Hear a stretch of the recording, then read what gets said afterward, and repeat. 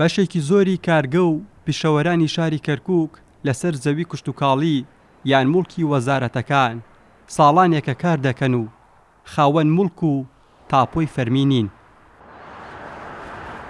لە سنووری کەرکووک زیاتر لە 500 کارگە و ناوچی پیشەسازی فەرمی و نافەرمی بوونی هەیە کە سەرجەمیان داوا دەکەن بڕیاری بە تاپۆکردنی شوێنی کارکردنیان بدرێت. معملمان هەیە لە ساڵی هەفتاوە لە هەشتاوە حتا ئێستا خاوەن کارگەکە ئیشەکە حتا ئێستا کرێدا بە حکوومەتە خاوەن ئەو زەویە نییە کە عەرزەکەی لەسەری معملەکەی لەسەری دروست کردووە.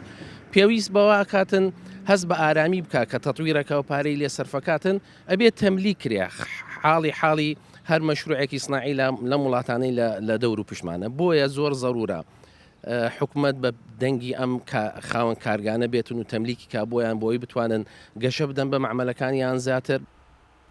خاوەن کارگە و ناوچە پیشەسازیەکان لە ڕێگەی یەکێتی پیشەوەرانی عێراق لقی کەرکووک داواکاریەکانیان ئاراستەی بەرپرسانی باڵای حکوومەتی عێراق کردووە.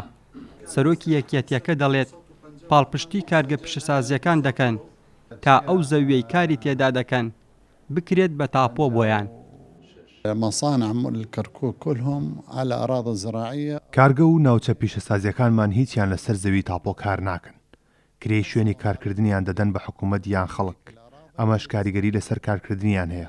ئێمەش پاڵپشتیانین. داواکارین شوێنی کارەکانیان بکرێت بە تاپۆ بە تایبەت بۆ ئەو کارگە و پیشەوەرانی مۆڵەتی حکوومەتیان هەیە. ئەم داواکاریەمان ئاراستەی بەرپرسانی باڵای بەغداد کردووە. هەڵمەتێکمان دروست کردووە بۆ بە تاپۆکردنی شوێنی کارکردنیان پشت بەخوا ئەنجامی باشی دەبێت. داواکاری کارگە و ناوچە پیشەسازیەکانی کەرکووک دوای جێبەجێکردنی بڕیاری 320 ئەنجومەنی وەزیران دێت بۆ بە تاپۆکردنی خانووی زیادەڕۆ لە شارەکانی عێراق.